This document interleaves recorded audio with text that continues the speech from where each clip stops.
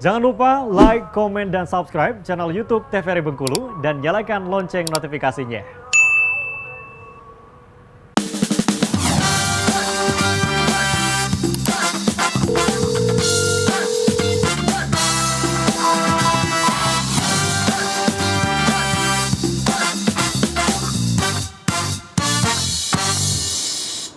Terima kasih pemirsa, Anda masih setia bersama kami di Dokter Kita. Hari ini masih dengan tema yang sama, tuberkulosis atau TBC.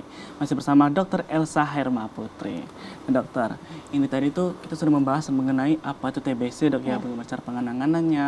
Lalu nih dok ya, kalau kita tinggal serumah nih sama orang yang terkena TBC, apakah ada hal-hal khusus yang harus dijaga atau harus diperhatikan gitu?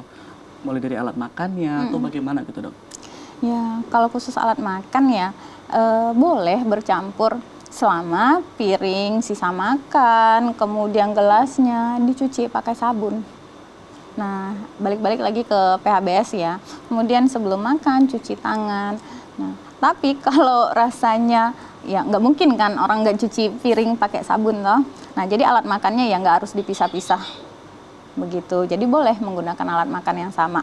Kemudian ya tadi masker yang harus disediakan, yang harus menggunakan masker itu adalah penderita TBC-nya. Jadi kita tidak tahu, walaupun sudah dibilang kalau pada 2 minggu pertama itu kuman TBC-nya setelah minum obat itu akan turun, penularannya akan turun, ya tetap harus jaga diri. Karena virulensi si kuman itu kita tidak tahu kapan dia menularkan, jumlah berapa dia menularkan, begitu. Ya tetap yang yang menderita TBC pakai masker jika kontak dengan keluarganya, begitu. Kemudian yang tadi membuang dahak atau sputum pada tempatnya. Dan yang paling bagus itu yang tadi diberi disinfektan sehingga kuman TBC-nya itu langsung mati, jadi tidak menularkan sama keluarga kita yang lain. Begitu. Ya, kalau kita ngobrol masa TBC ini kan dok semua umur ya? Iya, tidak semua memandang umur tadi ya. Orang dari anak kecil hingga Iya. orang dewasa. Itu apakah penanganannya sama dok? Untuk anak kecil dan dewasa gitu? Beda-beda ya. Kalau untuk dosis OAT jika sudah terdiagnosis TBC, ya dosisnya pasti berbeda. Kemudian tadi tempatnya, misalnya TBC-nya ya di paru, gejalanya ada, kemudian ya diberikan obat yang sama. Cuman maksud Mas Randy ini rawat inap apa gimana nih? Iya. Oh. Apakah ada rawat inap kah untuk orang dewasa karena udah beda tingkatan dari dok ya? Jadi ada beberapa pasien TBC yang memang dirawat inap. Kenapa dok? Ya karena memang ada penyerta lainnya. Seperti TBC-nya ya tidak karena batuk-batuk saja sudah mulai menimbulkan sesak nafas. Nah, sesak nafas, dehidrasi, kemudian ada sekunder infeksi lainnya. Nah, apa sih sekunder infeksi itu? Ada infeksi lainnya selain infeksi bakteri tuberkulosis tadi. Apa sih dok tandanya gitu? Nah, tandanya jika memang kalau pasien TBC batuk-batuk, kemudian aktivitas tubuhnya masih aktivitas dia sehari-hari masih bagus saja, itu berobat jalan. Jadi minum obatnya di rumah. Tapi saat itu pasien sudah sesak nafas, intake makannya kurang, kemudian demamnya tinggi karena infeksi lain, kemudian dehidrasi, ya itu rawat inap. Apa yang dibutuhkan? Misalnya waktu pemeriksaan diperiksa, saturasi oksigen. Kita udah ini ya dengan SpO2 ya, saturasi oksigen pada zaman COVID ya. Nah, jika SpO2-nya di bawah 97, nah mungkin butuh suplementasi oksigen, ya diberikan oksigenisasi tergantung dengan kebutuhan oksigen yang dibutuhkan oleh pasien. Kemudian jika memang pasiennya itu dehidrasi, dipasangkan infus, diberikan cairan yang sesuai dengan kebutuhan. Kemudian jika dia panas ya diberikan antipiretik, anti panas. Kemudian jika ada sekunder infeksi dirasa ya diberikan juga terkadang dengan antibiotik, dan itu berdasarkan advice atau anjuran dari dokter DPJP-nya begitu. Itu kan untuk dewasa ataupun anak-anak tuh ya. Anak-anak itu kan masih sangat rentan ya terhadap semua penyakit kalau kita bicarakan ya. Itu apakah ada pencegahan khusus gitu seorang anak kecil gitu dok? Iya, tadi lupa kita bahas ya. Iya. Jadi memang ada imunisasi BCG namanya. Nah, imunisasi BCG ini biasanya diberikan usia 2-3 bulan. Memang itu imunisasi wajib untuk anak Indonesia yang bayi baru lahir. Nah, itu isinya untuk mencegah terjadinya penyakit TBC ini.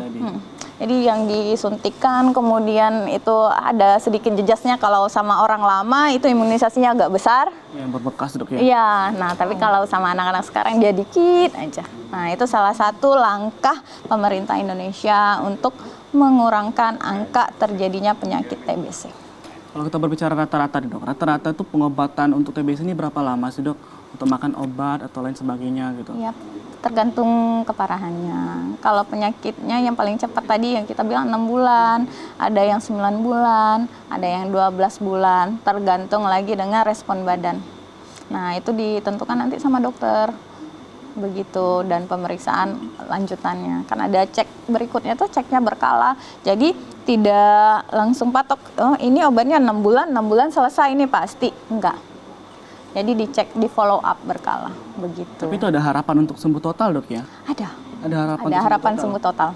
Kalau sudah sembuh total nih, apakah itu tuh masih bisa kita tertular TBC tadi atau mengulang kembali gitu dok? Dua-duanya bisa. Dua-duanya bisa? Jadi saat badan sudah sehat, TBC itu kan kita bilang diakibatkan oleh Mycobacterium tuberculosis. Itu bakteri basil. Nah, dia ada di mana-mana. Nah, saat badan udah sehat, si kuman sudah mati, udah habis di badan kita, kemudian berinteraksi lagi, kebetulan tidak fit, tidak bagus daya tahan tubuhnya, terjadi penularan baru. Nah, terjadi infeksi baru. Bisa saja terjadi. Oh, berarti kalau sudah kena, kita tuh udah sehat gitu dok ya? Berarti memang harus tetap hati-hati tadi dok ya? Iya, harus tetap jaga kesehatan, PHBS, kemudian yang tadi rumah ventilasinya dijaga. Kemudian kalau di tempat yang rame ya tidak salah juga ya budaya Jepang. Sebelum Covid ada, Jepang kalau tempat rame pasti pakai masker toh. Kita lihat. Nah, tidak salah juga budaya Jepang menjadi teladan juga untuk kita dalam hal ini ya, infeksi bakteri ataupun virus. Itu tadi kalau kuman TBC dok ya? Kan kita kan sering batuk kan? Batuk kan tempat umum. Itukah apakah kuman itu hanya bertahan pada makhluk hidup, hewan atau jenis lain sebagainya, atau juga bisa bertahan di benda-benda sih dok? Ya kayak di cerita dia bisa bertahan ya beda sama COVID ya. Kalau COVID katanya itu langsung ya benda hidup ke benda hidup. Nah kalau TBC katanya bisa, cuman saya belum ini soal penelitiannya. Makanya bisa bertahan. Bisa bertahan tadi selama 2 tahun tadi kuman tadi dok ya? Bisa bertahan Oh dok, di kan ruangan ada ber-AC. kasus yang TBC ini, itu dia itu satu keluarga dok. Satu keluarga terkena penyakit TBC ini. Itu kok apakah beresiko dok terhadap pengobatannya gitu? Apakah bakal tambah lama atau bagaimana? Jika tinggal di tempat yang sama gitu kan, pasien TBC ini dok.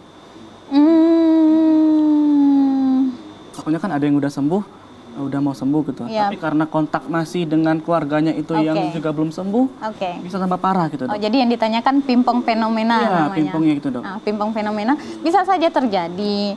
Jadi disinilah tugas kita sebagai tenaga kesehatan, tugas kita juga sebagai PMO untuk ini nih mengedukasi, memberitahu bagaimana cara bersosialisasi rumah, kemudian masker yang benar pada penderita-penderita TBC begitu.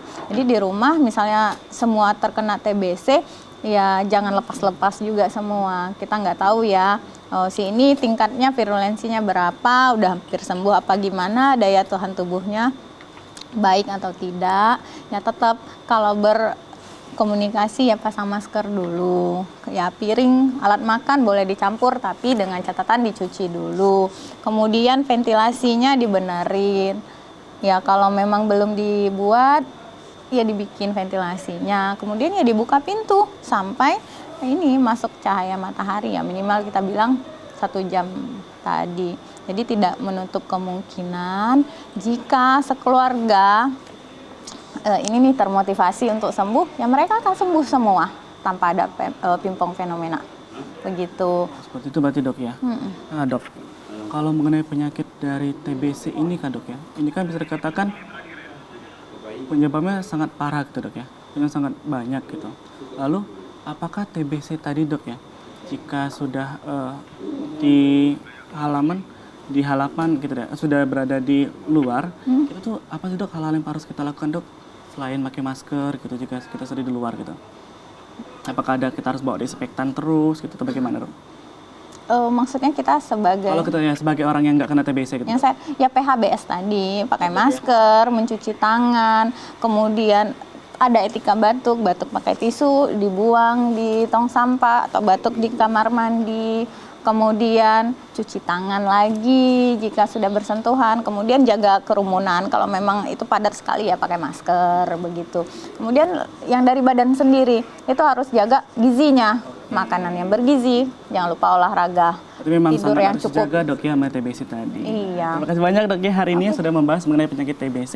Nah pemirsa di rumah kita memang harus terus waspada nih, harus menjaga daya tahan tubuh kita agar bisa terjaga gitu dari penularan penyakit-penyakit lain termasuk TBC tadi. Terima kasih pemirsa, akhirnya saya Randy Supriyadi mewakili kerabat kerja yang bertugas mau pamit undur diri. Sampai jumpa dan terima kasih.